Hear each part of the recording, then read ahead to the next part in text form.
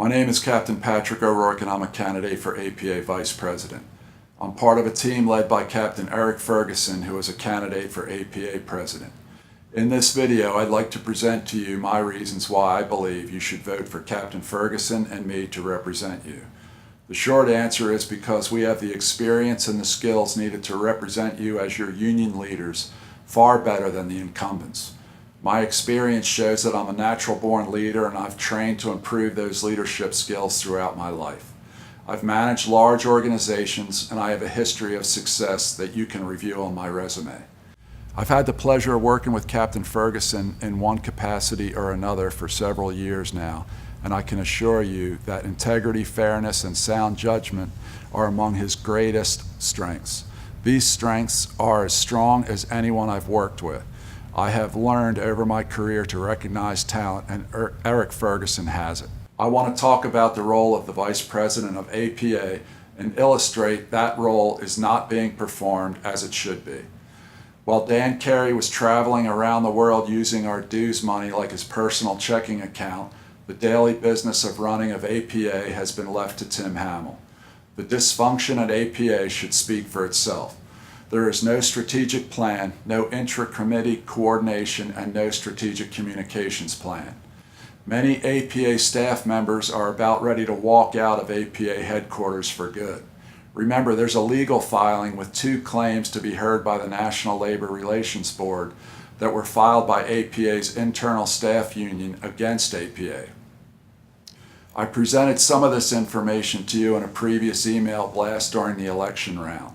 And while F.O. Hamel claims that the APA staff support him, I will remind our membership that not politically supporting Dan, or by extension Tim Hamel, could result in termination of any staff member at APA headquarters based on past practice and the current state of dysfunction at APA. So I ask you, when is enough enough? Remember that the duties of the Vice President are to assist the President in the discharge of any and all of his duties.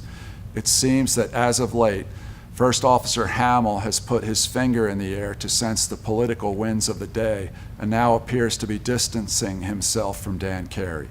His most recent email blast made no mention of Captain Carey at all, yet the mailer he sent to your home read, quote, "Carey, Hamel, and Clark, part of the APA team that delivers," end quote. Make no mistake, they are a team.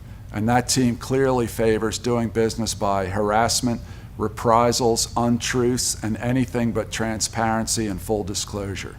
Tim Hamel needs to be removed every bit as much as Dan Carey does. I want to discuss the length of service, average calendar day, and the scheduling give-back deal Dan and Tim made between November 2017 and January 2018. The deal was otherwise known as the Global Settlement Agreement. On Tim Hamel's resume, this is one of the few things that he claims he achieved in which he actually played a major role. As you know, the company made a catastrophic crew scheduling error that allowed any pilot from all domiciles east of DFW to drop their Christmas holiday trips, which many did before the company discovered the situation. Needless to say, the company had a grave problem on its hands for which it needed APA's help to fix. The end result was APA helping the company by allowing our pilots to fly specifically identified sequences for 200% pay around Christmas of 2017. In exchange for that assistance, Robert Isom agreed to industry standard length of service and to implement a new rig known as the average calendar day. Average calendar day was being studied by the company for months before they eventually agreed to the new rig. By now, most of the average calendar day benefits which we expected have been optimized out of our schedules. I am not saying average calendar day is a bad rig, but neither it nor LOS were given to the pilots for free in exchange for APA's help during the Green Christmas. Instead, all that deal did, besides giving some of our pilots a one-time opportunity to fly over a single Christmas holiday period at 200% pay, was to get an agreement to schedule negotiations for what became the global settlement. We did not receive either of these improvements for free or as a result of having helped the company out of its self-induced scheduling problem. Instead, we were required to finance these improvements by indefinitely leasing the work rules found in our contract to this company. This effectively allows American to do to our pilot schedules whatever it pleases, with virtually no recourse available to the association or its pilots. And Tim and Dan have even ensured that the rules were leased to the company through which scheduling affects our pilots' lives are not even available for the membership to see. That's right. The company's current process is not readily available anywhere and is actively being suppressed so that nobody but the company knows the rules, otherwise known as Attachment 3. But that's not the only price our pilots paid to finance the deal Tim claims is a gain. There was also a huge give to the company by way of dropping all existing presidential and individual grievances related to Sections 4 and 15 of our contract.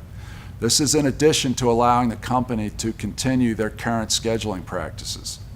This terrible deal also gave the company approval to cease programming the remainder of scheduling provisions already agreed to and to keep us in this scheduling purgatory, possibly forever. Robert Isom came over to APA with a plan and executed his plan flawlessly. And make no mistake, the company won the round of bargaining, big time. And the longer it delays fixing our scheduling problems, the more the deal tilts in its favor. What's more, for average calendar day to be implemented before a certain deadline, the membership was required to help alleviate the company's manning problem by bidding a minimum float of 30% of our earned vacation. Tim's original deal would have simply allowed the company to continue its current practice without even defining those non-compliant processes, but even that was good enough for him. In addition, there was never any cost analysis done by APA before agreeing to the deal, partly because a proper analysis was not possible given the lack of any firm termination point. All of this is why 4 out of 5 negotiating committee members were not in favor of the original deal that Dan and Tim negotiated on their own with Bob Duma and expected with board BOD to ratify at their first request. Robert Isom knew that the LOS issue was a politically charged concern and was willing to exploit the emotions surrounding the issue. He was correct, and the board eventually passed an improved yet still far from adequate agreement by a narrow margin. Although beneficial in some ways, the true cost of that deal has never been properly evaluated to this day. We do know, however, that it has significantly exacerbated our scheduling woes. We can and will get where we want to go, but APA needs new leadership to make it happen. Vote for Captain Eric Ferguson for APA President and Captain Patrick O'Rourke for APA Vice President. We are your upgrade APA team.